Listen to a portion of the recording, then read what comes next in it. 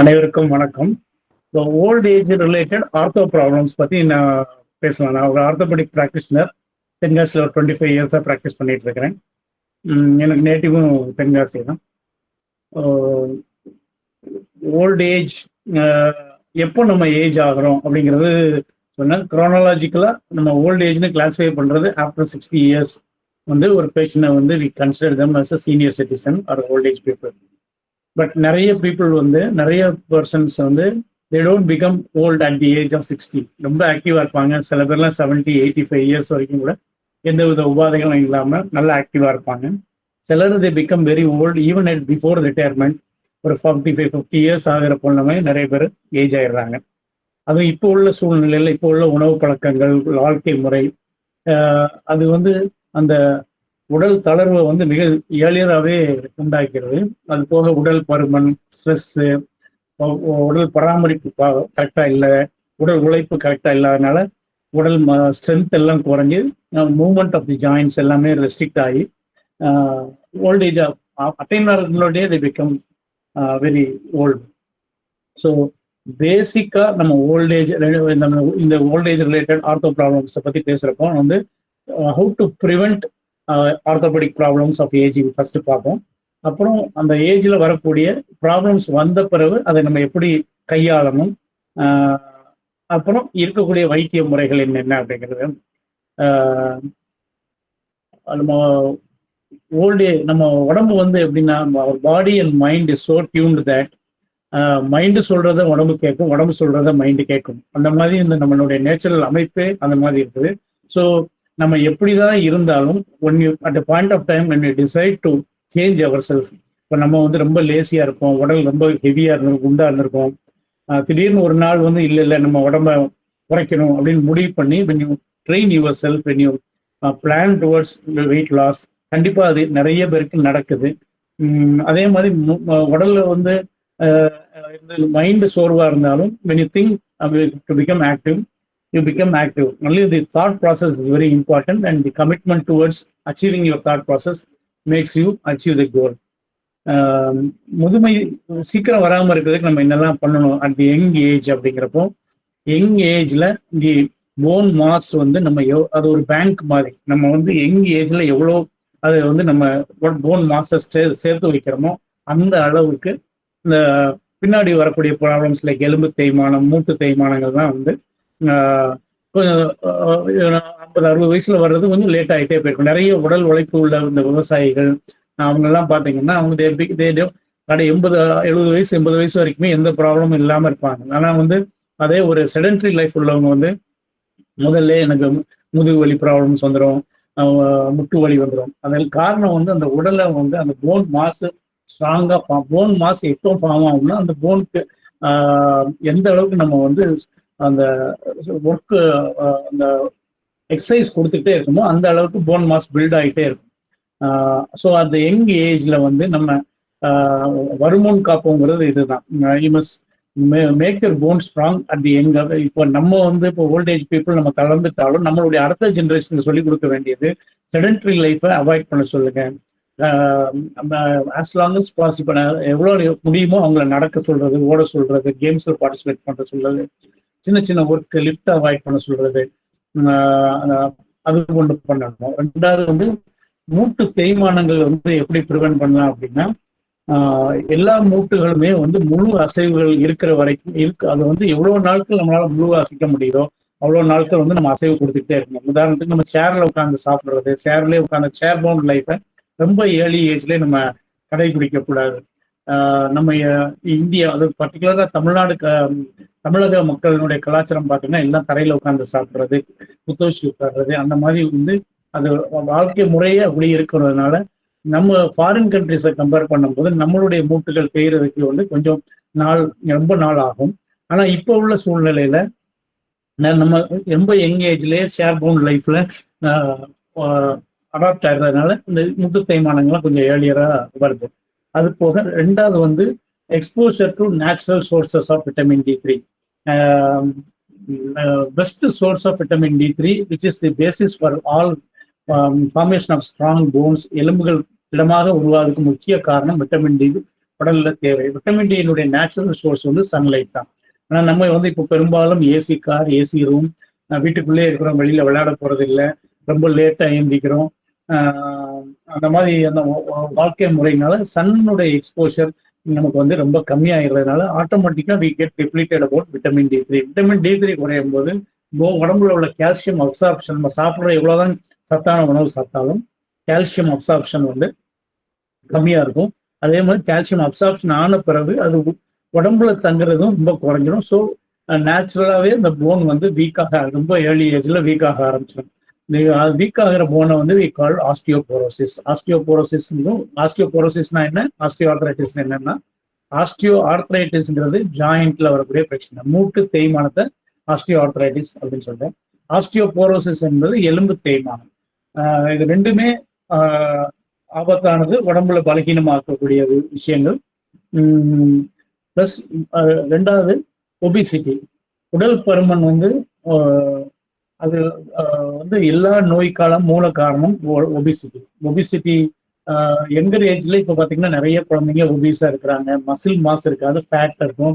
அந்த மாதிரி உள்ளதுனால எல்லா உபாதைகளும், early onset of diabetes, hypertension, cardiac reserve குறைஞ்சிடும், அந்த பம்பிங் ப்ராப்பரா இருக்காது. All leads to generalised weakening of the body. அது ஆட்டோமேட்டிக்காகவே ஒபிஸ் ஆகும்போது என்ன ஆயிரும், நம்ம ஒரு செடென்டரி லைஃப்குள்ள போயிடுவோம், நடக்கிறது குறைஞ்சிரும். எல்லாம் குறைகிறப்போ அந்த போன் கெட்ஸ் ஃபாஸ்டர் டீஜெனரேஷன். அப்புறம் வந்து நிறைய ட்ரக்ஸ் இப்போ நிறைய ஏர்லி ஏஜ்லேயே எடுக்க ஆரம்பிச்சிடும், நிறைய ப்ராப்ளம்ஸ்க்கு. For instance constant use of steroids, very மூச்சு திணறல், ஆஸ்மா நோய் உள்ளவங்க அவங்கெல்லாம் வந்து ஸ்டீராய்ட்ஸ் முதல்ல எடுக்க ஆரம்பிச்சிருவாங்க. இல்லை இந்த ருமட்டாய்டு ஆர்த்ரைட்டிஸ் சொல்லக்கூடிய மூட்டு வாதம், அவங்களும் வந்து முதல்ல நிறைய ஸ்டீராய்ட்ஸ் எடுக்கிறதுனால அந்த ஸ்டீராய்ட்ஸ் வந்து உடம்புனுடைய எலும்பினுடைய அந்த ஸ்ட்ரென்த்தை, எலும்பு வந்து அப்படியே அடிச்சு அந்த ஸ்ட்ரென்த்தை குறைச்சிடும். அது போக இப்போ உள்ள வாழ்க்கை முறையில ஆல்கஹால் ஸ்மோக்கிங் எல்லாமே வந்து வந்து எலும்புக்கு வந்து ஒவ்வாத விஷயங்கள். அது ஆல்கஹால் நிறைய எடுக்கிறப்போ, ஹை ஃபேட்டி டயட் அதெல்லாம் எடுக்கிறப்போ வந்து அது indirectly it affects all the system.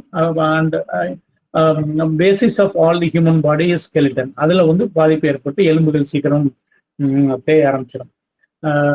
அது போக சிலர் சொல்லுவாங்க, நான் யங் ஏஜ்ல நான் அப்படி ஓடினேன் இப்படி ஓடினேன், ஆனா இப்போ சீக்கிரம் எனக்கு இப்படி எலும்பு தேய்மானம். அதுக்கு காரணம் என்னன்னா, முறையற்ற உடற்பயிற்சி plus over strain at the younger age of life ஒன்று it leads to bone damage.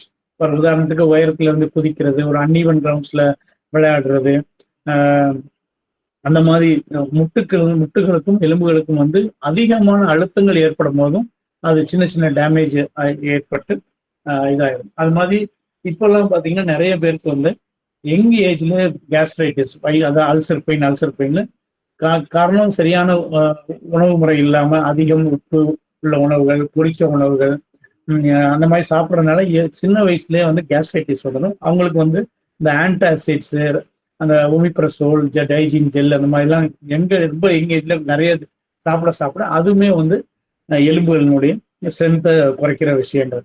So நம்ம உணவு முறைகள், உடல் பாதுகாப்பு முறைகளை வந்து ரொம்ப கேர்ஃபுல்லா நம்ம ஏர்லி ஏஜ்லேயே நம்ம வந்து நல்லா ட்ரெயின் பண்ணி நல்ல அடிக்வேட் போன் ஸ்ட்ரென்த்தோட நம்ம மெயின்டைன் பண்ணோம்னா எலும்பு தேய்மானம், மூட்டு தேய்மானங்களை தள்ளி வைக்கலாம். ஸோ ஒன்ஸ் தேஞ்சிருச்சு, ஒரு ஏஜ் ஆன பிறகு தேயுது, இதெல்லாம் அது என்ன அறிகுறிகள் காணும் அப்படின்னா, மூட்டு தேய்மானம் இருக்குதுன்னா பெரும்பாலும் ஃபர்ஸ்ட் அஃபெக்ட் ஆகிற ஜாயிண்ட் வந்து நார்மல் கண்டிஷன்ஸ்ல, வெறும் நோய் இல்லாத பிரச்சனைகள் இல்லைன்னா எதுவும் அடிபடாத பிரச்சனைகள் முக்கியமாக பாதிக்கப்படுறது வந்து முழங்கால் மூட்டு எலும்பு தான் வந்து நம்ம பாப்புலேஷன், இந்தியன் பாப்புலேஷன்ல ஃபர்ஸ்ட் அஃபெக்ட் ஆகுறது வந்து முழங்கால் மூட்டு தேய்மானம்.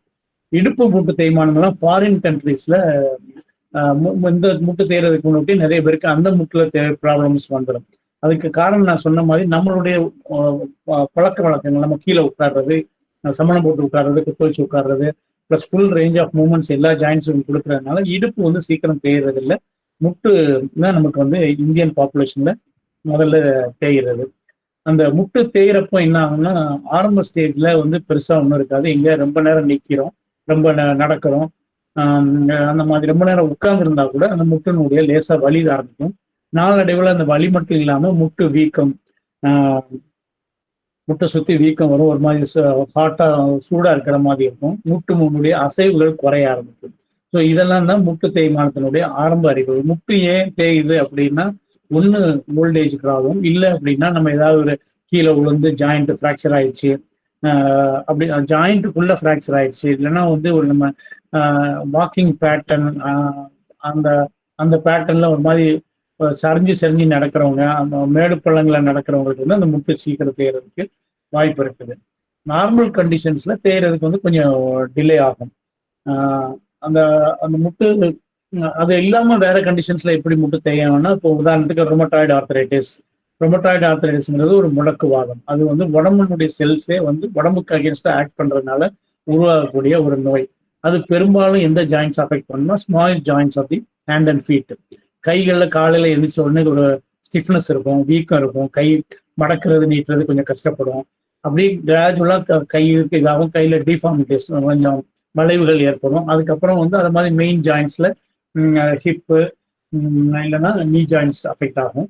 அது அந்த மாதிரி அஃபெக்ட் ஆகிறப்போ அது வந்து வயசுனால வர்றதுக்கு முன்னாடியே ஏர்லி ஏஜ்ல நிறைய பேருக்கு இந்த ரொமட்டாய்டு வர்றவங்களுக்கு முட்டு வயது வர்றதுக்கு முன்னாடியே தேஞ்சு அதனுடைய ட்ரீட்மெண்ட் வேற, இந்த நார்மல் முட்டு தேய்மானத்துடைய ட்ரீட்மெண்ட் வேற. அது இல்லாம வந்து இன்ஃபெக்ஷன்ஸ், முன்னாடிலாம் காமனா டியூபர்குலஸ் இன்ஃபெக்ஷன், அந்த காச நோய் வந்து நுரையீரலுக்கு மட்டும் வராது, எல்லா ஜாயின்ஸுக்குமே உடம்புல எந்த பகுதிக்குனாலும் வரலாம். நுரையீரல்ல வரலாம், குடல்ல வரலாம், எலும்புல வரலாம், கிட்னில வரலாம், எந்த உறுப்புலையுமே. நம்ம வந்து வழக்கமா டிபி அப்படின்னா, காச நோய் அப்படின்னா நெஞ்சில சளி பிடிச்சி அந்த மூச்சு திணறல் வந்து நெஞ்சை மட்டும் பாதிக்கும், நுரையீரலை மட்டும் பாதிக்கும் நினைக்கிறோம். அப்படி இல்லை, எந்த ஒரு உறுப்புக்குமே முடி நகத்தை தவிர்த்து மற்ற எல்லா உறுப்புகள்லையுமே வந்து டியூபர்குலஸ் வரலாம். ஆனா இப்போ நாளடைவில் அந்த மருந்துகள் நம்மளுடைய வாழ்க்கை அந்த முறைகள்லாம் மாற மாற வந்து இந்த டியூபர்குலஸ்னுடைய இன்சிடென்ட்ஸ் வந்து கொஞ்சம் குறைஞ்சிருச்சு. இருந்தாலும் வந்து இருக்கத்தான் செய்யுது. இந்த மாதிரி டியூபர்குலஸ் ஜாயின்ட்ஸ் அது வந்து மெயினா ஹிப் ஜாயிண்ட், நீ ஜாயிண்ட் எல்லாம் அஃபெக்ட் பண்றப்போ அந்த ஜாயின்ட்ஸ்ல அந்த தேய்மானம், டியூபர்குலஸ்ல உள்ளது வந்து அதோட சேர்த்து அதுக்குள்ள அறிகுறிகள், நோய்க்கான அறிகுறிகள் எல்லாமே தென்படும். இப்போ நான் சொல்ற டியூபர்குலஸ், ரொமட்டாய்டு ஆர்த்தரைட்டிஸ், அதாவது நோய் சார்ந்த மூட்டு தேய்மானங்களை வந்து பார்க்கும்போது நம்ம உடம்பு மொத்தமா பார்க்க வேண்டியிருக்கும். அதில் எல்லா உறுப்புகள், எல்லா ஆர்கன்ஸும் அஃபெக்ட் ஆகிறதுக்கு வாய்ப்புகள் இருக்குது. ஜென்ரலைஸ்டு நார்மலா ஏஜ் ரிலேட்டட் எலும்பு தேய்மானங்கள்ல வந்து அந்த மூட்டு மட்டும்தான் தேயும். மற்ற ஆர்கன்ஸ் வந்து ஏஜுக்கு ஏற்ற மாதிரி ஏற்படுற பலகீனமே தவிர பெரிய பாதிப்புகள் அதுல இருக்காது. அது இல்லாம வந்து நிறைய இந்த மாதிரி ரொமட்டாய்டு ஆர்த்தரைட்டிஸ், டியூபர்குலஸ் ஆர்த்தரைட்டிஸ் மாதிரி நிறைய ஆட்டோஇம்யூன் டிசீசஸ் நிறைய இருக்குது. இன்ஃபெக்ஷன்ஸ்லேயே நிறைய அந்த மாதிரி இந்த சோரியாசிஸ்னு தோலுக்கு வரக்கூடிய நோய் உள்ளவங்களுக்கும் இந்த மூட்டு தேய்மானங்கள் வரும்.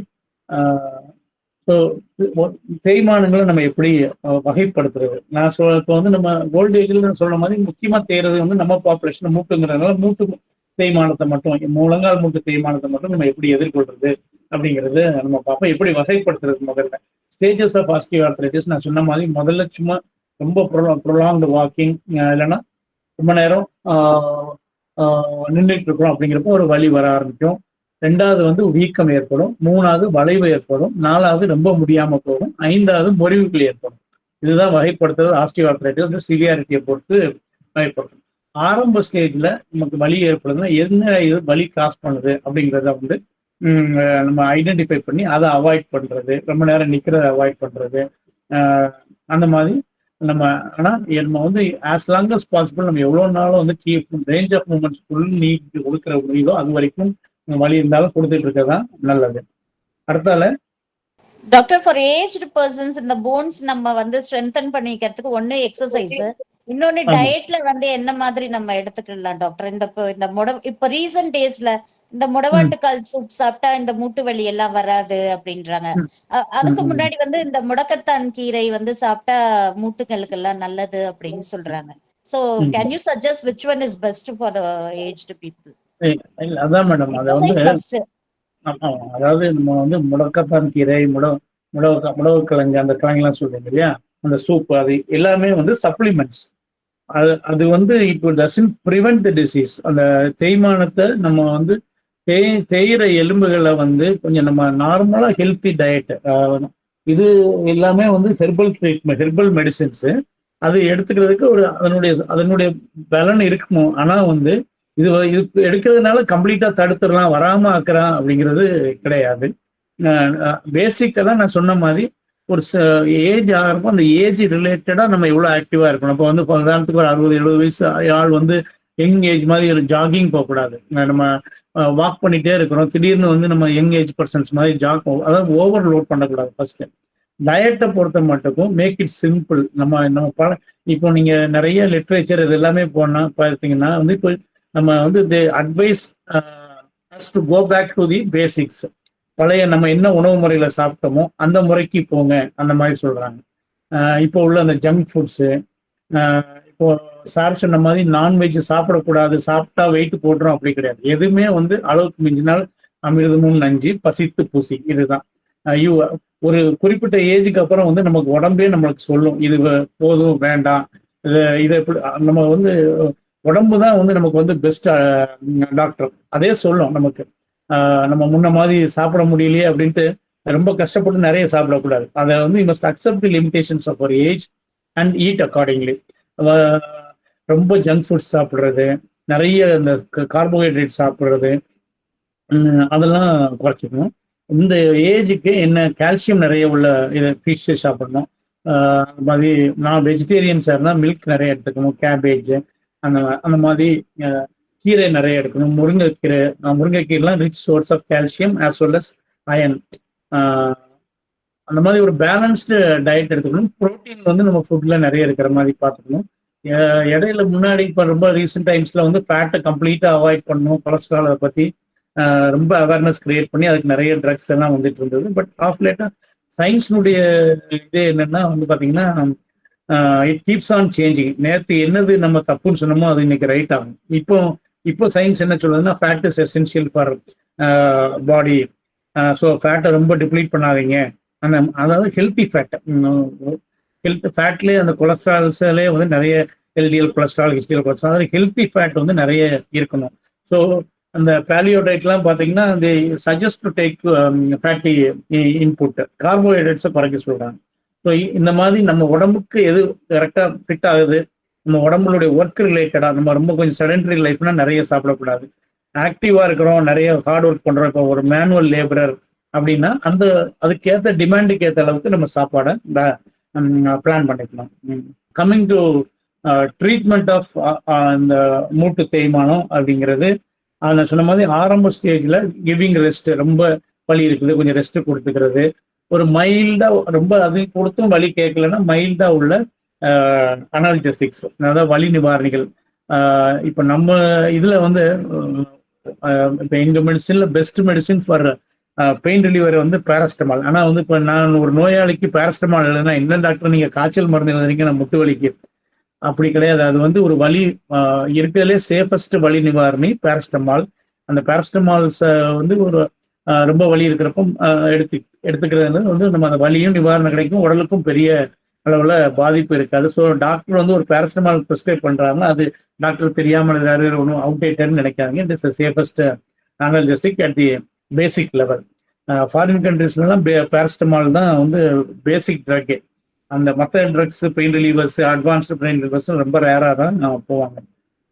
பேராஸ்டமால் மாத்திரைக்கு கேட்கலாம், இன்ஜெக்ஷன்ஸ் போடுறது, அந்த மாதிரி தான் treatment. So paracetamol is the safest analgesic. அது நீங்கள் வீட்டிலேயே வாங்கி வச்சுக்கலாம். ரொம்ப வலி இருக்கிறப்ப எப்படி தலைவலிக்கு முன்னாடிலாம் வந்து இந்த சாரிடான் அந்த மாதிரி மாத்திரை போடுறீங்களோ அந்த மாதிரி ரொம்ப வலி இருக்குது, first line of management take paracetamol, give adequate rest. அடுத்தாப்புல அந்த வலி உள்ள இடங்கள்ல ஸ்டொமக் வந்து கொஞ்சம் லேசாக அந்த ஹாட் வாட்டர் ஃபர்மெண்டேஷன் அந்த மாதிரி பேசிக்காக அது நீங்கள் வீடுகளில் நீங்களே பண்ணிக்கூடக்கூடிய வைத்தியம், அந்த வலியினுடைய தன்மையை பொறுத்து. ஸோ அதுக்கும் கேட்கல, வலி வந்து கொஞ்சம் அதிகமாகுதுன்னா you must consult doctor. Consult பண்ணுறப்போ ஃபர்ஸ்டே don't go with the battery of investigations. நீங்கள் போனீங்கன்னா உடனே போன உடனே எல்லாம் எம்ஆர்ஐ எடுங்க, சிடி எடுங்க, அப்படி இருக்குமா இப்படி இருக்குமா, எதுவுமே வந்து you must think very simple. நம்ம ஒன்றும் இல்லை அப்படின்னு நினைக்கிறது தான் வந்து ஃபர்ஸ்ட் ஸ்டெப்பாக இருக்கணும். ஸோ வந்து நமக்கு ஒரு சின்ன உபாதை இருக்குதுன்னா அதை நம்ம வந்து முதல்ல பெருசாக யோசிக்காம சிம்பிளாக பேசிக் இன்வெஸ்டிகேஷன்ஸ் ஒரு blood sugar, blood urea, creatine, calcium level, plus ஒரு ரொம்ப வலி இருக்குதுன்னா ஒரு எக்ஸ்ரே எடுக்கலாம். இதுலேயே வந்து உங்களுடைய முட்டினுடைய தன்மை தெரிஞ்சிடும். அது சாதாரண வலியா, இல்லை தேய்மானம் கொஞ்சம் அதிகமாக இருக்குதா, இல்லை வேற நோய் ரிலேட்டடாக உள்ள பிரச்சனைனால இந்த முட்டு தேய்ஞ்சிருக்குதா அப்படிங்கிற இன்ஃபர்மேஷன் வந்து இந்த எக்ஸ்ரே வித் பேசிக் இன்வெஸ்டிகேஷன்ஸ்லேயே தெரிஞ்சிடும். ப்ளஸ் முட்டில் ஒரு சின்ன வீக்கம் இருக்குது. அந்த வீக்கம் ஏன் ஏற்படுதுன்னா, முட்டு தேய்மானங்கிறது என்னன்னா, 2 முட்டுகளும் சேர்ற இடத்துல வந்து அந்த முட்டினுடைய எண்ட்ஸ், மேலே உள்ள எலும்பும் கீழே உள்ள எலும்பினுடைய எண்டில் வந்து வலுவழுப்பா ஒரு லேயர் இருக்கும். Call it as cartilage. அந்த கார்ட்லேஜ் தேய்றது தான் முட்டு தேய்மானத்துடைய ஃபர்ஸ்ட் ஸ்டேஜ். அப்போ கார்ட்லேஜ் தேயும் போது என்னன்னா, அந்த ஒரு ரப்பர் வாஷர் மாதிரி 2 இதுக்கு இடையில உள்ள இது வந்து தேஞ்சிருச்சுன்னா என்ன ஆகும்னா, எலும்பு லேசாக உரச ஆரம்பிக்கிற போது அந்த பெயின் ஏற்படுது. ப்ளஸ் அந்த உரசுறப்போ என்ன ஆகும்னா, அந்த பாடியினுடைய ரியாக்ஷன்னால முட்டு வந்து கொஞ்சம் நீர் அதிகமாக சுரக்கும். நீர் நார்மலாக முட்டுக்கு சுரந்துகிட்டே இருக்கும். ஏன்னா அது முட்டுக்கு வலுவழுப்பு தன்மைக்கு அது ரொம்ப தேவை. ஆனால் அது டேமேஜ் ஆகிறப்போ வந்து அது ரொம்ப பாடி ரியாக்ட் ஆகி நிறைய நீர் சுரக்கிறதுனால தான் முட்டு அந்த வீக்கம் ஏற்படும். ப்ளஸ் அந்த சுற்றி உள்ள சவ்வுகளும் கொஞ்சம் ரியாக்ஷனால தடிமன் ஆயிரும். ஸோ அந்த இடத்த அமுக்கிறப்போ பெயின் வரும். அந்த மாதிரி ஸ்டேஜ் வந்த பிறகு கொஞ்சம் அட்வான்ஸ்டான பெயின் ரிலீவர்ஸு, அந்த முட்டுக்கு ஒரு பேண்டேஜ் போட்டு கொஞ்சம் இது பண்ணுறது, ஃபிசியோதெரப்பி பண்ணுறது, அந்த மாதிரிலாம் பண்ணலாம். அந்த முட்டு உள்ள வந்து ரொம்ப நீர் வந்து ரொம்ப இதாக இருக்குன்னா உங்களுக்கு வந்து பெயின் அதிகமாயிரும். முட்டு மடக்கிறது குறைஞ்சிரும். ப்ளஸ் நம்ம எக்ஸ்ரே எடுத்து பார்த்தா கொஞ்சம் தேய்மானம் அதிகமாக இருக்கும். ப்ளஸ் வந்து என்னென்னா, அந்த முட்டு சுரந்திருக்கிறது வந்து வெறுமனையாக தேய்மானத்தினால அந்த நீர் நிறைய சுரந்திருக்கா, இல்லை இன்ஃபெக்ஷன்ஸ் நிறைய இருக்குதா, இன்ஃபெக்ஷன் எதுவும் ஏற்பட்டு முள்ள பஸ் மாதிரி இருக்குதாங்கிறது நமக்கு எக்ஸ்ரே வச்சு சொல்ல முடியாது. ஸோ அந்த ஸ்டேஜில் முட்டில் நிறைய ஒரு நீர் சேர்ந்துருக்குது, மாத்திரைக்கு கேட்கல அப்படிங்கிற பட்சத்தில் என்ன பண்ணுவோம்னா, அந்த முட்டில் வந்து அந்த இன்ஜெக்ஷன் போட்டு அந்த நீர் எடுப்போம். நிறைய பேர் வந்து ரொம்ப பயப்படுவாங்க, அந்த முட்டை நீர் எடுக்கிறது வந்து எடுத்துக்கிட்டே இருக்கணும். அப்படி கிடையாது. அது எக்ஸஸாக உள்ள வந்து டிஷ்யூஸ் ரொம்ப ஸ்ட்ரெச் ஆகிறப்போ வந்து உங்களுக்கு பெயின் வந்து செட்டில் ஆகாது. ரெண்டாவது முட்டு உள்ள வந்து அதிகமாக அந்த நீர் சுரந்து தேங்கியே இருந்ததுன்னா அது இன்ஃபெக்ஷன் ஆகி பஸ் ஆகிறதுக்கு மெயின் காரணமாக இருக்குது. ப்ளஸ் டயபெட்டிக் பேஷண்ட்ஸ் இருந்தாங்கன்னா அவங்களுக்கும் அந்த இன்ஃபெக்ஷனாக மாறதுக்கு வாய்ப்பு இருக்குது. நம்ம அந்த முட்டு நீரை எடுக்கிறதுனால என்ன ஆகும்னா, அந்த டிஷ்யூஸ்லாம் திருப்பி ஷ்ரிங்க் ஆகி பழைய நிலைமைக்கு வரும் ஒன்று. ரெண்டாவது, அந்த எடுக்கிற நீரை வந்து நம்ம பரிசோதனை பண்ணி இது நார்மலாக முட்டு தேய்மானத்தினால ஏற்படுற நீரா இல்லை வேற எதுவும் இன்ஃபெக்ஷன்ஸ் இருக்கானா லெபார்டரி இன்வெஸ்டிகேஷன்ஸ்ல we can find it out and treat accordingly. So முட்டு நீர் எடுக்கிறது வந்து நிறைய பேர் முட்டு ஒன்ஸ் நீர் எடுத்தால் அடிக்கடி எடுத்துகிட்டே இருக்கணும், அதெல்லாம் ஒரு myth, it's not a fact. அது டாக்டர் தான் டிசைட் பண்ண முடியும் எவ்வளோ தூரம் இது வரைக்கும் நம்ம அலோவ் பண்ணலாம். அந்த முட்டை நீர் எடுக்காம, நீர் எடுக்கிறது எப்போ அவசியம் ஏற்படும் அப்படிங்கிறது டாக்டர் டிசைட் பண்ணாலும், டாக்டர் சஜஸ்ட் பண்ணாங்கன்னா, அதுவும் ஒரு ஆர்த்தோபெடிஷியன் சஜஸ்ட் பண்ணுறாங்கன்னா, you obey the instructions and get it done. அதுக்கு அடுத்த ஸ்டேஜ் என்ன ஆகும்னா, அந்த முட்டுகளுக்கு ரொம்ப தேஞ்சு அந்த நீர் பசை ரொம்ப அந்த டிஷ்யூஸ் ரொம்ப டேமேஜ் ஆகிறதுனால அந்த இப்போ வந்து அந்த முட்டு வலுவழுப்பு தன்மை கொடுக்கறதுக்கு ஆர்டிஃபிஷியல்ஸ் இன்ஜெக்ஷன்ஸ் நிறைய அந்த உள்ள அந்த விஸ்கஸ் சப்ளிமெண்ட்னு சொல்லுவோம், அந்த வலுவழுப்பு தன்மைக்கு கொடுக்கறதுக்கு ஒரு பசை மாதிரி உள்ள ட்ரக்ஸ் நிறைய இருக்குது. அது சிம்பிளாக ஒரு 1500 15,000 20,000 இருக்குது. ஆனால் அது நீங்கள் வந்து அது ஒரு சப்ளிமெண்ட் தான். நம்ம எப்படி உடம்புக்கு பசிக்கு சோறு சாப்பிட்றோமோ அந்த மாதிரி அந்த லோக்கலாக அந்த விஸ்கஸ் ஃப்ளூயிடை உள்ள கொடுக்கறது. அதில் வந்து நீங்கள் உடனடி நிவாரணம் எதிர்பார்க்க முடியாது. நீங்கள் அதையும் போட்டுட்டு மற்ற நடவடிக்கைகளும் எடுக்கிறப்போ கொஞ்சம் வலி குறையிறதுக்கு வாய்ப்பு இருக்குது. அது ரொம்ப காஸ்ட்லி இன்ஜெக்ஷன்ஸும் இருக்குது. நீங்கள் அந்த இன்ஜெக்ஷன்ஸ்லாம் போடுறதுக்கு முன்னாடி நீங்கள் உங்கள் மைண்ட் செட்டை வந்து கரெக்டாக நம்ம அதனுடைய சாதக பாதக விளைவுகள் அது எவ்வளோ தூரம் நம்ம அதில் ரிசல்ட்டை எதிர்பார்க்கலாம். ஏன்னா ஒரு 15,000 rupees இன்ஜெக்ஷன் போட்டுட்டு நீங்கள் வந்து அதில் ரிசல்ட் இல்லை அப்படின்னா வந்து உங்களுக்கு அது உங்களுக்கு ரொம்ப கஷ்டமாக இருக்கும். அதனால அது வந்து ப்ராப்பராக டாக்டர்கிட்ட டிஸ்கஸ் பண்ணி அதனால பெனிஃபிட் இருக்கா அப்படிங்கிறத தெரிஞ்ச பிறகு நீங்கள் அந்த இன்ஜெக்ஷன்ஸை அண்டர்கோ பண்ணிக்கலாம். லாஸ்ட் ஸ்டேஜ் வந்து ரொம்ப தேஞ்சு முட்டெல்லாம் வளைஞ்சிருச்சு அப்படின்னா அது ஏஜ் டிபெண்ட். இப்போ உள்ள உதாரணத்துக்கு ஒரு 50 வயசு 55 வயசு 60 வயசு ஆள் முட்டு தேஞ்சிருது, 7 இரவே முட்டு தேஞ்சிருது அப்படின்னா there is no point in prolonging the damaged knee for a very long time. ஏன்னா அவங்க வந்து அந்த அதுக்கான ப்ராப்பர் ட்ரீட்மெண்ட் எடுக்க யோசிச்சுட்டு வலி மாத்திரையா சாப்பிட்டுட்டே இருப்பாங்க. ரெண்டாவது வலி அதிகமாகிறப்போ வந்து அவங்க ஆட்டோமேட்டிக்கா they go for sedentary life and they are prone for all complications of aging, sedentary life. So ஒரு ரொம்ப ஏர்லி ஏஜ்ல முட்டு தேஞ்சிருச்சு, மாத்திரையினால கண்ட்ரோல் பண்ண முடியாத அளவுக்கு தேங்கிருச்சுன்னா இப்போ வந்து அந்த மூட்டு மாற்று அறுவை சிகிச்சைகள்லாம் ரொம்ப அட்வான்ஸ்டா ஆயிடுச்சு. ஒரு காலத்துல வந்து அந்த மூட்டு தேய்மானத்துக்கு மூட்டு மாற்று ஆப்ரேஷன்ஸ் வந்து ரொம்ப ரிசல்ட் ஓரியன்ட் கிடையாது. பட் இப்போ வந்து ஒரு 95% வந்து சக்சஸ் ரேட் இருக்குது. ஆனா வந்து ஒன்ஸ் இன் வைல் ஏதாவது ஒரு பேஷண்ட் காம்ப்ளிகேட் ஆகி எங்கேயாவது இருப்பாங்க. இப்போ நீங்க ஒரு ஊர்ல இப்போ தென்காசியில இருக்கிறீங்கன்னா வந்து ஒரு 1000 பேஷண்ட்ஸ் பண்ணிருக்காங்கன்னா நீங்க ஒரு பேஷண்டோ 2 பேஷண்டோ வந்து அந்த மூட்டு ஆப்ரேஷன்னால ஃபெயிலியர் இல்லாத மெடிக்கல் ட்ரீட்மெண்ட்டே உலகத்துல கிடையாது. எந்த ட்ரீட்மெண்ட்டுக்கும் வந்து காம்ப்ளிகேஷன்ஸ் இருக்குது, எல்லா ட்ரீட்மெண்ட்டுக்கும் பெனிஃபிட்ஸ் இருக்குது. ஸோ நீங்க எந்த மூட்டு ஆப்ரேஷன் டாக்டர் அட்வைஸ் பண்ணாங்கன்னா நீங்க யாரை பார்க்குங்கிறீங்க பொறுத்திருக்கு. ஒரு ஒயிட் போர்டில் ஒரு கருப்பு புள்ளி இருக்குன்னா நிறைய பேர் வந்து அந்த ஒயிட் போர்டு அது என்ன தெரியுதுன்னா அந்த கருப்பு புள்ளி தான் சொல்லுவாங்க. அது மாதிரி வந்து இந்த ஊர்ல ஒரு 1000 பேர் 2000 பேர் ஆப்ரேஷன் பண்ணி முட்டு ஆப்ரேஷன் பண்ணி நல்ல சகஜ நிலைமைக்கு மாறிப்பாங்கன்னு நம்ம பார்க்குற ஆள் வந்து முட்டு ஆப்ரேஷன் பண்ணி ஏதாவது காம்ப்ளிகேட் ஆன ஆளை பார்த்துட்டோம்னா நம்ம அந்த ட்ரீட்மெண்ட் ஃபோர்கோ பண்றது அப்போ இது ரொம்ப காம்ப்ளிகேட்டட் சர்ஜரி போக்கு ஃபெயிலியர் ஆயிரும் அப்படின்னு நினைச்சு நிறைய பேர் வந்து அந்த சர்ஜரி பண்றது இல்லை. ஆனா அதே வந்து ஒரு 80 இயர்ஸ் 90 இயர்ஸ் 85 இயர்ஸ் அவங்களுக்கு மூட்டு தேய்மானம் ஏற்பட்டு வலி ஏற்படுது அப்படின்னா அது யூ கேன் டிசைட். பிகாஸ் இது வந்து it's a very costly surgery.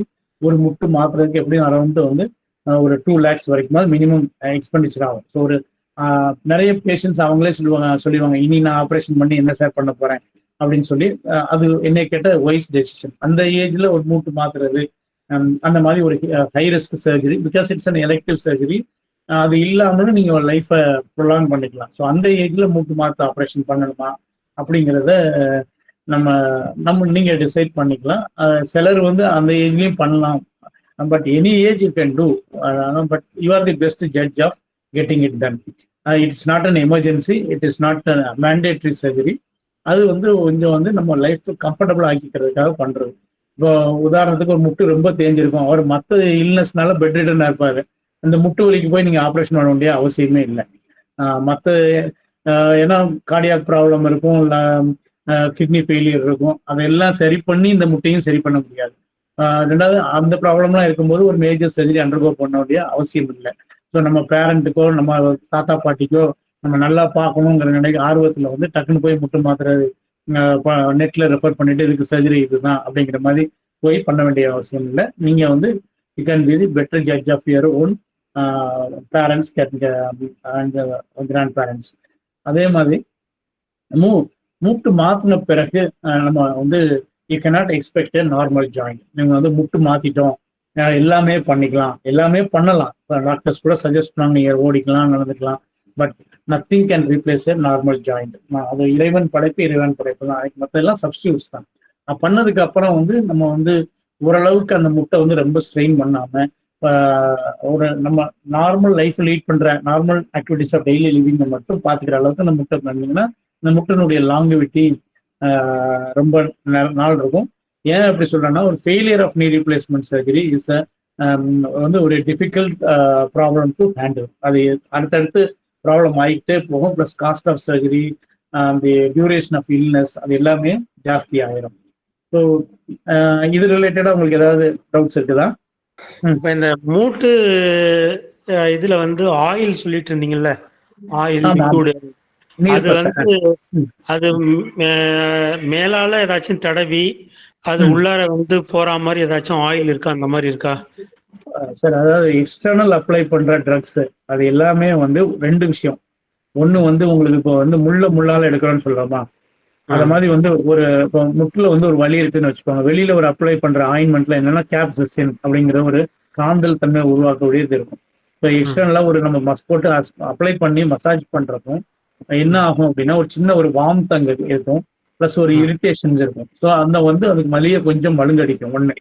ரெண்டாவது அதுல இருக்கிற ட்ரக் வந்து வலி நிவாரணம் இருக்கும், அது உள்ள பெனிட்ரேட் ஆகி கொஞ்சம் ரிலீஃப் கொடுக்கும்.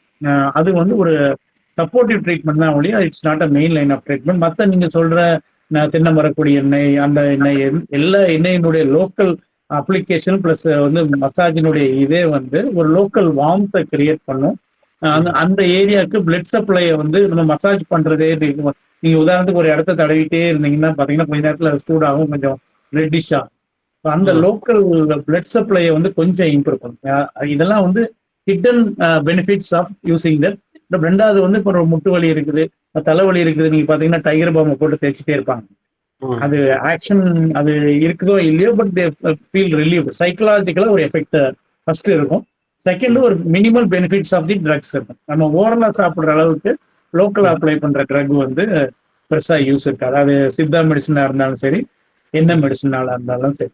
அந்த அலோபதிக் மெடிசின்ஸ்ல மெயினா டைக்ளோஃபெனாக்ங்கிற அந்த வலி நிவாரணி இருக்கும், இந்த காந்தல் தன்மை ஏற்படக்கூடிய இது இருக்கும். ஸோ உள்ள பெனிட்ரேட் பண்ணி போறதுக்கு ஒரு சப்ஸ்டன்ஸ் இருக்கும். இதுதான் நீங்க என்ன ஜெல்லு என்ன எல்லாமே பேசிக் கண்டென்ட் இதுதான். கம்பெனி நேம்ஸ் வேற வேற இருக்கும். ஸோ அதை மாத்திக்கிட்டே இருக்க வேண்டிய அவசியம் இல்லை. சில பேர் வந்து என் ஃபாரின்ல இருந்து ஜெல்லு வாங்கி வச்சிருக்கேன், என் பையன் அனுப்புனா அப்படிங்கிற வச்சிருப்பாங்க. எந்த ஜெல்லா இருந்தாலும் இந்த கண்டென்ட் இதுதான் இருக்கு, யூஸ் பண்ணிக்கலாம். நேட்டிவ் மெடிசின்ஸ்க்குமே இதுதான் பேசிக் ஃபார்முலா. ஓ சரிங்க sir, thank you sir, thank you sir, thank you sir. Sir வணக்கம் சார். சொல்லுங்க மேம். சார் ஒரு 10 இயர்ஸ் பேக்ல வந்து கை முட்டி வந்து இடிச்சிட்டு சார் செவுர்ல. அந்த டைம்ல டாக்டர் போகும்போது ஒரு 1 வீக் டேப்லெட் கொடுத்தாங்க, சரியாயிருச்சு. ஓகே. வலி உடஞ்சல் அந்த மாதிரி எல்லாம் இல்ல, ஆனா சரியாயிருச்சு. அதுக்கப்புறம் எப்பவாவது ஒரு டைம் வந்து முட்டி மடக்கும் போது மட்டும் வலிக்கும் சார். அது இல்ல அடிபட்டு எவ்வளவு நாள் ஆச்சுங்க? அது ஒரு 2013ல நடந்திருக்கும் சார் இது. இப்ப 2020. அதாவது நம்ம அடிபட்டதுனால ப்ராப்ளம் அப்படின்னா, இப்போ நான் சொன்னேன் முன்னாடி வந்து நீங்க வந்து ஒரு சின்ன வயசுல கீழே விழுந்திருப்பீங்க, ஃப்ராக்சர் ஆயிடுச்சு, அதை கரெக்டா ட்ரீட்மெண்ட் பண்ணல. மெயினா வந்து இந்த ஜாயிண்ட்ல உள்ள ஃப்ராக்சர்ஸ் ப்ராப்பரா ட்ரீட் பண்ணல, கொஞ்சம் மேலே கீழே ஏறி இறங்கி இருக்குது அப்படின்னா லேட்டர் ஏஜ்ல அது ப்ராப்ளமா வரதுக்கு வாய்ப்பு இருக்கு. ஒண்ணுமே டேமேஜ் இல்லாம 13 வருஷத்துக்கு முன்னாடி அடிபட்டதுக்கும் இப்போ வரக்கூடிய வலிக்கும் பெருசா கோரிலேஷன் இருக்காது. ஏன்னா வந்து அது ப்ராப்ளமா இருந்தா அந்த 13 வருஷம் இடைவெளியில ஒண்ணுமே இல்லாம இருந்து திடீர்னு வலி ஏற்படாது. ஸோ அது ஒரு ஹிஸ்டரி தான் ஒழிய பேசிக்கலா அதுக்கு இதுக்கும் பெரிய கனெக்டிவிட்டி இருக்காது. ஸோ இப்போ என்ன ப்ராப்ளத்தினால சொல்லுங்க மேடம். அந்த வலியுமே கண்டினியூஸா அப்படி இருக்கிறது கிடையாது சார். அதுதான் சொன்னேன். இல்ல அதுதான் சொன்னேன். அதாவது வலி வந்து நீங்க 13 வருஷத்துக்கு முன்னாடி அடிபட்டதுனால இப்ப இருக்கான்னு யோசிக்கிறீங்களா? அது இருக்காது. இப்போ வேற ஏதாவது காரணத்தினால வலி ஏற்பட்டிருக்கும். அது என்னங்கிறத இப்போ டெஸ்ட் பண்ணி பார்க்கணும். இப்போ டெஸ்ட் பண்ணி பார்க்குறப்போ பழைய ப்ராப்ளத்தினா ஏதாவது அதனுடைய எவிடன்ஸ் இருந்ததுன்னா அதனுடைய வலின்னு நம்ம சொல்லலாம். பெரும்பாலும் இடையில வலி இல்லாம இருந்துட்டு திடீர்னு வலி ஏற்படுது அப்படின்னா அதுக்கு இதுக்கும் பெரும்பாலும் ரிலேட்டடா இருக்காது. இப்போ உள்ள ப்ராப்ளம் என்ன அப்படிங்கறத அக்சஸ் பண்ணி அதுக்கேற்ற மாதிரி சார். எங்க அம்மாக்கு 70 வயசு ஆகுது. ஓகே. வந்து இந்த பாதம் வந்து நடக்க முடியல சார். எடுத்து வச்சு நடந்தா அந்த பாதம் மட்டும் தான் வலி, மத்தபடி முழங்கால் இந்த வலி எல்லாம் இல்ல. பாதம் மட்டும் ஒரு 10 நிமிஷம் இருந்துட்டு எந்திரிச்சு நடந்தாவோ இல்ல எதனாச்சும் ஒரு 5 நிமிஷம் உட்காந்துட்டு எந்திரிச்சாவோ பாதம் மட்டும் நடக்க முடியல சார். அப்புறமேட்டுக்கு ஒரு 1/2 மணி நேரம் கழிச்சு கொஞ்சம் ரிலீஃப் ஆகுது. இது ஆட்டோமேட்டிக்கா எப்படி சார் இது சால்வ் பண்றது? அதாவது இந்த கண்டிஷன், அந்த பாதம் உட்கார்ந்துட்டு எந்திக்கிறது, படுத்து எந்திக்கிறப்போ ஒரு ஃபியூ செகண்ட்ஸ் கால கீழே உணாம இருக்கிறது, பெரும்பாலும் வந்து என்ன கண்டிஷன் சொல்லுவோம்னா பிளான்டார் ஃபேசியைட்டிஸ் அப்படின்னு சொல்லுவோம். அது ஓல்டேஜ்ல தான் வரணும் இல்லை, நிறைய பேருக்கு யங் ஏஜ்லேயே வரும். அது என்ன ஆகும்னா அந்த குதிங்கால் எலும்புல வந்து ஒரு சத நார் வந்து பாதத்தினுடைய வடிவத்தை மெயின்டைன் பண்ணக்கூடிய ஒரு சவ்வு இருக்கும். அது ஒரு ஸ்ப்ரிங் லிகமெண்ட்ங்கிற மாதிரி சொல்லுவோம், அந்த பிளான்டார் ஃபேசியான்னு சொல்றது. அதுதான் அந்த ஃபுட்டினுடைய ஆர்ச்சை மெயின்டைன் பண்ணும். ஸோ அது ரொம்ப ரிப்பட்டேட்டிவ் ஸ்ட்ரெஸ் ஆகி அந்த எலும்புல ஒட்டியிருக்க இடத்துல இழுத்து அந்த என்ன ஆகும்னா அந்த எலும்புல வந்து ஒரு சின்ன ஒரு முள் மாதிரி முளைக்கும். அது கால்கேனியல் ஸ்பர் அப்படின்னு சொல்லுவாங்க. நீங்க எக்ஸ்ரேல பாத்தீங்கன்னா ஒரு சின்ன ஒரு மீன் முள் மாதிரி அந்த குதிங்கால்ல வளர்ந்துருக்கும். அது ஓல்டேஜ்ல தான் வரணும்னு இல்லை, ரொம்ப எங்கேஜ்லயே நிறைய பேருக்கு வரும். ஒன் ஆஃப் தி ரீசன்ஸ் வந்து பாதனுடைய அந்த வளைவு ஆர்ச்சி வந்து இல்லாம நிறைய பேருக்கு சப்ப பாதமா இருக்கும், பிளாட் ஃபுட்னு சொல்லுவோம். அவங்களுக்கு வந்து அந்த லிகமெண்ட்டினுடைய அழுத்தம் ஜாஸ்தியா இருக்கும், அவங்களுக்கு வரும். பிளஸ் ரொம்ப நேரம் நிக்கிறவங்க, ஒரு ஹார்டு ஃபுட்வேர் யூஸ் பண்றவங்க, டைல்ஸ் அந்த மாதிரி இதுல ரொம்ப நிக்கிறவங்களுக்கு அந்த அழுத்தி அந்த இடம் வந்து ஸ்ட்ரெயின் ஆகி அந்த அந்த சவ்வு ஒட்டுற இடம் புண்ணாகி அந்த லேசா முள்மாலி முளைக்கிறது தான் பிளான்டார் ஃபேசியைட்டிஸ் அப்படிங்கிறது சொல்றது. அது எப்படின்னா ஆரம்ப ஸ்டேஜ்ல நீங்க சொல்ற மாதிரி இருக்கும். பாதம் கொஞ்ச நேரம் உட்கார்ந்து திடீர்னு ஊனும் போது கால் ஊன முடியாது, ஒரு ஃபியூ ஸ்டெப்ஸ் விண்ணு தெரிக்கும். அப்புறம் கிராஜுவலா அது பாதங்களை எடுத்து வைக்க முடியும். அதே மாதிரி படுத்து எந்திக்கிறப்பமும் வந்து இது பண்ண முடியாது. ஒரு ஏஜ் ஆகிறப்போ அது ஏன் வருது அப்படின்னா, நம்ம வயசு ஆகிறப்போ மற்ற இடங்கள்லாம் வந்து எப்படி நமக்கு ஃபேட் டிப்ளீஷன் ஆகுதோ அதே மாதிரி பாதத்துல வந்து நீங்க பாத்தீங்கன்னா நமக்கு நல்ல ஒரு ஒரு பேட் ஆஃப் ஃபேட் இருக்குது, குஷன் மாதிரி இருக்கும். குதிங்கால் பாத்தீங்கன்னா நம்ம யங் ஏஜ்லாம் பார்த்தா நல்ல ஒரு ஏஜாக இந்த ஃபேட் வந்து டிப்ளீட் ஆகிறப்போ என்ன ஆகும்னா, நேரா அந்த எலும்பு வந்து தரையில அழுத்தங்கள் ஜாஸ்தி ஆகிறப்பவும் அந்த பெயின் ஜாஸ்தியாகி அந்த வலி ஏற்படும். அது பேசிக்கா அது பெருசா வந்து சர்ஜரியோ அந்த மாதிரிலாம் எதுவுமே கிடையாது. வலி நிவாரணிகள் போடணும். செப்பல் வந்து இந்த எம்சிஆர் செப்பல்னு பாதம் வந்து அழுத்தம் இல்லாத அளவுக்கு வீட்டுக்குள்ளேயும் ஒரு செப்பல் போட்டுக்கணும், வெளியிலயும் ஒரு செப்பல் போட்டுக்கணும். நைட்டு படுக்கிறப்போ இதமான சூடு வெண்ணிக்குள்ள கொஞ்சம் கால் வச்சு கொஞ்சம் அந்த விரல்கள்லாம் அசைச்சு சும்மா இருக்கிறப்பமே விரல் அசைவுகளை கொடுத்துக்கணும். இந்த ஸ்கூல் பிள்ளைங்க இல்லை வந்து இந்த போலீஸ் பீப்புள் அவங்கெல்லாம் வந்து எப்போதுமே ஷூஸ் போடுவாங்க. அவங்களுடைய ஷூஸ்லாம் ஸ்டோல் பார்த்தீங்கன்னா சாஃப்டா இருக்காது, கட்டியா இருக்கும். ஸோ அந்த மாதிரி உள்ளவங்களுக்கு அந்த பெயின் ஏற்பட்டுச்சுன்னா பிராண்டட் ஷோரூம்ஸ் எல்லாம் போனீங்கன்னா அந்த சிலிக்கான் இன்செட் அப்படின்னு அந்த ஸ்டோல் வந்து ஒரு சாஃப்ட் இன்ஸ்டால் இருக்கும். அது நார்மல் ஷூக்குள்ளே உள்ள பூத்திக்கிட்டு அதை போட்டுட்டு நடந்துட்டு தான் அது கொஞ்சம் ரிலீஃப் இருக்கும். ஸோ இது வந்து mainly treated by physical measures தான், பெரிய சர்ஜரியோ ஏதோ கிடையாது, சிம்டமேட்டிக் ட்ரீட்மெண்ட் தான். சரிங்க சார், அது ஓகே சார், ரொம்ப நன்றி சார். நன்றி சார். இன்னைக்கு நிறைய பேர் வந்து உக்காந்துக்கிட்டு தான் வேலை பார்க்குறாங்க. அவங்களுக்குலாம் வந்து முதுவலி, இடுப்பு வலி இந்த மாதிரி இதெல்லாம் வருது. அவங்கலாம் என்ன மாதிரி எக்ஸசைஸ் பண்றது நல்லது? ஏன்னா ஐடி ஃபீல்ட்லயும் சரி, காலேஜ்லயும் சரி, ஸ்கூல்லயும் சரி அதிக நேரம் உட்காந்துக்கிட்டே வேலை பார்த்துட்டு இருக்கோம். அவங்களுக்கு என்ன மாதிரி எக்ஸசைஸ் அந்த முதுவலி இல்லாத இருக்கிறதுக்கு? அதுதான் ஆரம்பத்துல சொன்ன மாதிரி இந்த நம்ம life style plus sedentary life style. இப்போ எல்லாருமே ஐடி பீப்புள்லாம் பார்த்தீங்கன்னா ஃபுல் டைம் கம்ப்யூட்டர்லேயே உட்காந்துருப்பாங்க. அவங்க வந்து இந்த பாஸ்டரை மெயின்டைன் பண்ணுறது கிடையாது. ப்ளஸ் ஓவர் ஒர்க் பண்ணுறதுனால பகலில் அவங்க உடம்புக்கு எந்த எக்ஸசைஸும் அந்த மாதிரி எதுவும் பண்ணுறது இல்லை. அந்த சீட்டிங் பேட்டர்ன், இப்போ உதாரணத்துக்கு லேப்டாப் யூஸ் பண்ணுறீங்க அப்படின்னா நிறைய பேர் பார்த்தீங்கன்னா லேப்டாப்பை வந்து இதில் வச்சுட்டு கை லிஃப்ட் ஆகிருக்கும், ஷோல்டர் லிஃப்ட் ஆகிருக்கும். அது ப்ராப்பராக ரெஸ்ட் பண்ணாமல் யூஸ் பண்ணுறப்போ ஆட்டோமேட்டிக்காக நெக் பெயின் எல்லாம் வந்துடும். ஸோ அதெல்லாம் வந்து எப்படி நம்ம லேப்டாப் யூஸ் பண்ணுவோம்னா கை இந்த ரிஸ்ட்டையும் வந்து கீழே ரெஸ்ட் பண்ணும், அந்த எல்போஸையும் ரெஸ்ட் பண்ணி வச்சுட்டு நல்ல பார்க்குற ஹைட்டு விசிபிள் ஹைட்ல வச்சு ரொம்ப ஸ்ட்ரெயின் பண்ணாத அளவுக்கு பண்ணுறது. இந்த மாதிரி சின்ன சின்ன மாடிஃபிகேஷன்ஸு.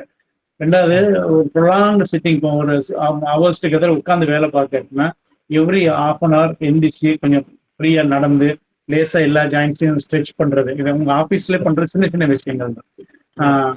ப்ளஸ் வந்து நம்ம பாடியினுடைய மசில் டோனையும் போனுடைய ஸ்ட்ரென்த்தையும் மெயின்டைன் பண்ணுறதுக்கு கம்பல்சரியாக அந்த மாதிரி செடன்டரி லைஃப் உள்ளவங்க கம்பல்சரியாக மார்னிங் ஒரு 1 hour வாக்கிங் ப்ளஸ் ஒரு மைல்டு எக்ஸசைஸ் இல்லைன்னா ஏதாவது ஒரு ஸ்போர்ட்டு கண்டிப்பாக பண்ணணும். பண்ணாத பட்சத்தில் எல்லா காம்ப்ளிகேஷன்ஸும் ஒன்று ஒன்றா எந்த ஒரு ப்ராப்ளம் இல்லாமலே போன் வந்து ஃபெட்டிக் ஆயிரும். ப்ளஸ் அந்த டிஸ்க் சின்னதாக பெண்ட் பண்ணும்போது கூட அந்த ஃப்ளெக்சிபிலிட்டிலாம் இருக்காது, அதனால வந்து அந்த டிஸ்க் எல்லாம் விளையிடும். ஸோ ப்ராப்பர் எக்ஸசைஸ் தான் best way to prevent back pain and posture related problem in young age. அதை நீங்கள் ப்ராப்பராக பண்ண தான் ஓல்ட் ஏஜ்லேயும் ப்ராப்ளம் இல்லாமல் you can carry on. Yes sir, thank you sir, thank you sir. So coming to இப்போ எல்லாமே ஜாயிண்ட் ரிலேட்டட் பார்த்தாச்சு. Other problems of old ages வந்து நெக்ஸ்ட் ப்ராப்ளம் வந்து ஃப்ராக்சர்ஸ், எலும்பு முறிவு. அது எலும்பு தேய்மானத்தினால ஏற்படுது. அது காமனாக நம்ம ஏற்படுற ஒரு வழக்கமாக சொல்லுவாங்க, அம்மா அப்பா தாத்தா படத்துல இருந்தாங்க, கட்டில விட்டு லேசர் இறங்கும் போது சரிஞ்சாங்க, அதுக்கப்புறம் நடக்க முடியாமல் போயிடுச்சுன்னு பார்த்தா எக்ஸ்ரே எடுத்து பார்த்தா ஹிப் ஃப்ராக்சர் இருக்கும். இந்த மாதிரி ஃப்ராக்சர்ஸ் வந்து இந்த ஏஜ்ல தான் வந்து காமனாக நடக்கும். சும்மா கீழே உழணும்னு அவசியம் இல்லை. ஒரு ஸ்டெப்பு வைக்கிறது வந்து நம்ம மாற்றி வச்சு லேசாக கால் திருனா கூட எலும்பு வீக்காக இருந்தால் ஃப்ராக்சர் ஆகிடும். The most common fractures in old age வந்து எய்தர் கீழே உழுறப்போ வந்து கையில் ரிஸ்ட்ல ஃப்ராக்சர் ஆகும், அது போலீஸ் ஃப்ராக்சர் சொல்லுவோம். இல்லை அப்படின்னா இடுப்புல வரக்கூடிய ஃப்ராக்சர்ஸ், இதுதான் காமன் ஃப்ராக்சர்ஸ். முன்னாடிலாம் நீங்க பார்த்துருப்பீங்க, இந்த மாதிரி ஃப்ராக்சர்ஸ் ஆச்சுன்னா பேஷண்ட்டை வந்து ஒரு ஆணி அடிச்சு ஒரு ஃப்ரேம்ல படுக்க வச்சுருவாங்க. அது ஒட்டினா உண்டு ஒட்டலாம் உண்டு. பாதி பேஷண்ட் வந்து அது சார் முன்னாடி சொன்ன மாதிரி பெட் ஸ்டோர் அந்த மாதிரி காம்ப்ளிகேஷன்ஸ் வந்து லைஃபே வந்து ஒரு முடிவு வர்ற மாதிரி ஆயிரும். முன்னாடி வந்து இந்த ஃப்ராக்சர்ஸ் இடுப்புலனா ஃப்ராக்சர்ஸ் ஆயிடுச்சுன்னா அவ்வளோதான், எப்படி ஒரு கேன்சர் வந்தால் நோயாளி பணம் பண்ண முடியாது அப்படிங்கிற மாதிரி அந்த மாதிரி ஃப்ராக்சர்ஸ் வந்தால் அந்த மாதிரி ஒரு கண்டிஷன்ஸ் இருக்கு. ஏன்னா ஃப்ராக்சர் ரிலேட்டடா நிறைய ப்ராப்ளம்ஸ் இருக்குது. இப்போ வந்து நிறைய ட்ரீட்மெண்ட் மெத்தட்ஸ் வந்துருச்சு.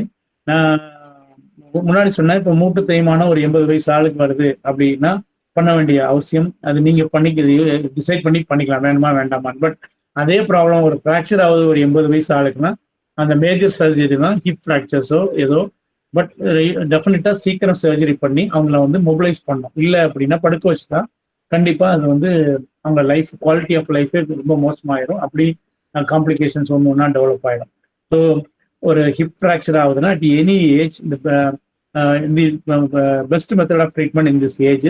வழக்கமாக கேட்பாங்க, இந்த எல்லா காம்ப்ளிகேஷன்ஸ் இருக்கு சார், இப்போ வந்து சர்ஜரி பண்ண முடியுமா? கண்டிப்பா வந்து இயற்கை நம்ம எதுவுமே பண்ண முடியாது. எல்லா காம்ப்ளிகேஷன்ஸ் இருக்கு. ஒரு 80 வயசு ஆளுக்கு வந்து எல்லா காம்ப்ளிகேஷனும் இருக்கும். நுரையீரல், ஹார்ட் சரியா ஃபங்க்ஷன் ஆகாது, கிட்னி சரியா ஃபங்க்ஷன் ஆகாது, பிபி இருக்கும், சுகர் இருக்கும். பட் இது எல்லாமே மாற்ற முடியாது. நார்மலைஸ் பண்ணிட்டு இந்த ட்ரீட்மெண்ட் பண்ணணும்னா அது கண்டிப்பா முடியாது. பட் இருக்க காம்ப்ளிகேஷன் நம்ம வந்து as a caretakers of the patient நம்ம தான் அந்த ரிஸ்க்கை டாக்டர்கிட்ட ட்ரை பண்ணுவோம் அப்படிங்கிற ஒரு அஷூரன்ஸ் கொடுத்து you have to undergo the surgery. And 90% of the patients do not succumb to the complications of anesthesia. ரேரா ஒரு 10% of the patients அது நம்ம கையில கிடையாது. ரெண்டாவது சர்ஜரி பண்ணி நல்லா இருப்பாங்க, ஒரு 1 week 10 daysல திடீர்னு ஏதாவது ஒரு காம்ப்ளிகேஷன்ஸ் வரும். ஸோ அதெல்லாம் வந்து beyond the control of the surgeon. இப்போ வந்து இந்த ஏஜுக்கான முன்னாடிலாம் ரொம்ப ஓப்பன் பண்ணி பண்ற சர்ஜரிஸ்லாம் இருக்குது. இப்போ வந்து ரொம்ப சிம்பிளா ஓப்பன் பண்ணாம அந்த சிஆம் சொல்லக்கூடிய கருவி மூலமா பண்ணக்கூடிய மினிமலி இன்வெசிவ் சர்வீஸ் நிறைய வந்துச்சு. So at any age of time unless ரொம்ப ஒரு கோமா கண்டிஷன்ல இருக்காங்க அந்த மாதிரினா பண்ண வேண்டாம். அதர்வைஸ் தைரியமா அந்த சர்ஜரிக்கு அக்செப்டன்ஸ் கொடுத்து சர்ஜரி பண்ணி பேஷண்ட்டை வந்து அட்லீஸ்ட் அவங்க நடக்க முடியலன்னா கூட நீங்க பெட்ல கேர் பண்றது, இப்போ சார் சொன்ன மாதிரி பெட் ஸ்டோர் வராம பாக்குறது. ஒரு பேஷண்ட் வலி இல்லாம இருந்தா தான் நாங்கள் எங்க மொபிலைஸ் பண்ண முடியும். அவங்க எந்திரிச்சு நடக்கணும்னு அவசியம் இல்லை. பெட்ல நீங்க எந்திரிச்சு தூக்க வச்சு ஒரு மோஷன் போகணும், சாப்பிட வைக்கணும் அப்படின்னா அந்த ஹிப்பு வந்து அந்த அசைவு வந்து பெயின் ஃப்ரீயா இருந்தால் தான் பண்ண முடியும். ஸோ அதனால at any age of time don't hesitate to undergo surgery. அந்த குவாலிட்டி ஆஃப் லைஃப் எவ்வளோ நாள் வாழ போறோம் இல்லை, எப்படி வாழ்றோங்கிறது தான் முக்கியம். ஸோ அந்த வைஸ் டெசிஷன் இஸ் டு, நான் இப்போ 2 பாயிண்ட் சொன்னேன். அந்த joint replacement it is your choice. பண்ணாமலே நிறைய பேஷண்டே எனக்கு வேண்டான்றாங்க. இந்த மாதிரி ஃப்ராக்சர்ஸ்ல வந்து you did not give the option to the patients. And நீங்களும் ரொம்ப ஹெசிடேட் பண்ண வேண்டாம். சர்ஜரி கண்டிப்பா பண்ணி தான் அந்த ஃப்ராக்சர்ஸை ட்ரீட் பண்ண முடியும். இந்த ரிசல்ட்ஸ் ஆர் வெரி எக்ஸலண்ட். பேஷண்டோடைய குவாலிட்டி ஆஃப் லைஃபே வந்து ரொம்ப இம்ப்ரூவ் ஆயிரும் ஆஃப்டர் டூயிங் சர்ஜரி. சொல்லுங்க சார். டாக்டர், நான் இந்த ரொமாட்டிக் ஆர்த்ரைட்டிஸ் இருக்கு இல்லையா, ரொமாட்டாய்டு ஆர்த்ரைட்டிஸ் வந்து ஒரு 40 வயசு வரைக்கும் அவங்களுக்கு 15 வயசுல அவங்களை ஐடென்டி பண்ணிட்டாங்க. 40 வயசு வரைக்கும் அவங்க பெரிடியூர் இன்ஜெக்ஷன் போட்டாங்க வலி அந்த ஜாயிண்ட் பெயின்களுக்காக வேண்டி. 40 வயசுக்கு மேல டாக்டர், ஃபேமிலி டாக்டர் வந்து போதும் வேண்டாம் நிப்பாட்டிக்கோங்கன்னு சொல்லிட்டாங்க. நிப்பாட்டிட்டோம். இப்ப அவங்களுக்கு வந்து 57 வயசு ஆச்சு. பட் அந்த அவனுடைய தாக்கம் இருக்கத்தான் செய்யுது. ஜாயிண்ட்கள்ல எல்லாம் வலிக்குங்கிறாங்க. நியூராலஜி டாக்டரை போய் பார்த்து அவங்க வந்து அந்த டேப்லெட் எழுதி கொடுத்துருக்காங்க. மெத்தோபாலமின்னா ஏதோ ஒரு டேப்லெட் எழுதி கொடுத்துருக்காங்க, சாப்பிடுறாங்க. இப்ப இதுக்கு ஸ்டீராய்டு தவிர ரெமடிஸ் வேற எதுவும் இருக்கா டாக்டர்? அதாவது அந்த நீங்க சொல்றது வந்து ருமட்டாய்டு ஆர்த்ரைட்டிஸ் வேற, ருமாட்டிக் ஆர்த்ரைட்டிஸ். அந்த ருமாட்டிக் ஃபீவர் வந்து சிறு வயதுல ஃபீவர் வந்து ஆமா அந்த 15 அத ருமாட்டிக் ஃபீவர் அது வந்து அது totally different entity from rheumatoid arthritis. Rheumatic fever வந்து ஒரு இன்ஃபெக்ஷன் ரிலேட்டட் இது. அதுக்குனால தான் அந்த பெனிடியூர்ங்கிற ஆன்டிபயோட்டிக்கை இவ்வளவு நாள் கன்டினியூ பண்ண சொல்றாங்க. பிளஸ் அது வந்து ருமாட்டிக் ஃபீவர் வந்து மெயினா இட் அஃபெக்ட்ஸ் தி அதுக்கு என்ன சொல்லுவாங்கன்னா it bites the heart and licks the joint. அதாவது இருதயத்தை தான் பயங்கரமா பாதிக்கும், போற போக்குல மூட்டுகளையும் பாதிக்கும். ஸோ அந்த கொடுக்குற ட்ரக் அந்த பெனிடியூரே வந்து to prevent the complications around the heart more than the joint. So அந்த ருமேட்டிக் ஃபீவர்ல மெயின் காம்ப்ளிகேஷனே வந்து அந்த ஹார்ட்டுக்கு தான் இருக்கும், அடிஷ்னலா ஜாயிண்ட்டுக்கு இருக்கும். அவங்க சொல்ற மாதிரி ஒரு குறிப்பிட்ட டைமுக்கு வந்து பெனிடியூர் இன்ஜெக்ஷன்ஸ் இல்லைன்னா பெனிடியூருக்கு பென்சிலின் டேப்லெட்ஸ் இருக்குது, அதை போடுவாங்க. ப்ளஸ் புரோட்டீன் ஜாயிண்ட்டுக்கான பெயின் கில்லர் இது சப்ளிமெண்ட் கொடுப்பாங்க. ருமட்டாய்டு ஆர்த்ரைட்டிஸ் வந்து it's totally different. Rheumatoid arthritis வந்து it usually sets in after the age of ஒரு 40 இயர்ஸ் அந்த மாதிரி தான் கொஞ்சம் லேட் ஆன்செட் இருக்கும். அதுதான் it is mainly joint related problem. It leads to crippling deformities. ரொம்ப வளைவுகள் ஏற்படுறது, முட்டுகள் ரொம்ப வளைகிறது, விரல்கள்லாம் வீங்கி ஒரு மாதிரி ஷேப்லெஸ்ஸா மாறுறது, அதெல்லாம் வந்து ருமட்டாய்டு ஆர்த்ரைட்டிஸ் உடைய. ருமட்டாய்டு ஆர்த்ரைட்டிஸ்க்கு தான் வந்து வி கிவ் ஸ்டீராய்ட்ஸ். ருமேட்டிக் ஃபீவருக்கு we don't give steroids. Steroids வந்து சொல்லுங்க சார், சொல்லுங்க. அதாவது நீங்க கரெக்டா சொல்லிட்டீங்க, 100% கரெக்டா சொல்லிட்டீங்க. அதாவது காற்று, அதுக்கு பிடிச்சது காற்று தான். அந்த காற்றுல ஒரு ஆயிடுச்சு, valve disease, valve problem. Hello, valvular heart disease, valvular problem. சொல்லுங்க சார்.